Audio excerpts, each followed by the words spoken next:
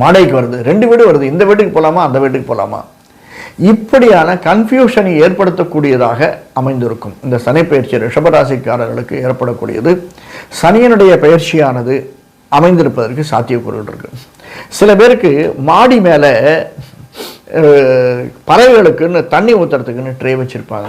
அந்த மாதிரி முடிஞ்சனா உங்களால் அந்த ஒரு சின்ன ட்ரே வச்சு பறவைகளுக்கு தண்ணி ஊற்றுங்க. அதிகமாக பறவைகளை வர வச்சிடாதீங்க. அது சில பேர் இப்போல்லாம் சொல்கிறாங்க நிறைய அதனால் சில விளைவுகள் வருதுன்னு. சின்ன ஒரு ட்ரே வச்சு உங்களால் முடிஞ்சது பறவைகளுக்கு, ஏன்னா வெயில் காலம் வேறு வருது, இப்போ பறவைகளுக்கு தண்ணி ஊற்றுங்க. அது நல்ல விஷயத்தை தரக்கூடியதாக அமைந்திருக்கும். அதுக்கு அடுத்தது எந்த விஷயத்தை செஞ்சாலுமே திடமனதோடு செய்யுங்கள். ஸ்திரவாரம்னு சொல்லுவாங்க சனிவாரத்தை. ஸ்திரமாக செய்யுங்கள். உங்களுக்கு ஆசிலேஷன் ஆஃப் மைண்ட் இருந்தாலுமே நீங்கள் இல்லை நான் இப்படி தான் செய்ய போகிறேன் அப்படின்னு ஒரு ஸ்திரமான முடிவெடுத்து அந்த ஸ்திரமானதாக அந்த முடிவை கடைபிடித்தீர்களானால் ரொம்ப அற்புதமாக இருக்கும் சார் இந்த சனி பயிற்சி. சனி அதுவும் ஒரு ரிஷபராசிக்காரர்களுக்கு ஏற்றத்தையும் மாற்றத்தையும் தருவதில் தான் ரொம்ப நிறைய இருக்குது. அதனால் சனி பயிற்சி என்பது ரொம்ப அற்புதமாக இருக்கும். நமக்கு சனியினுடைய பகவான்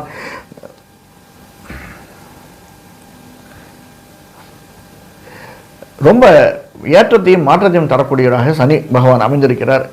நமக்கு கோயிலுக்கு போகிறோம்னு வச்சுக்கோங்களேன், பெருமாள் கோவிலுக்கு போனால் கருடனுடைய சந்நிதி இருக்கும் சார். நம்ம சிவன் கோயிலுக்கு போனால் முன்னாடி நந்திகேஸ்வரர் இருக்கார்.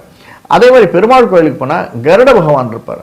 அந்த கருட பகவானை சேர்த்து நம்ம வலம் வாருங்கள்.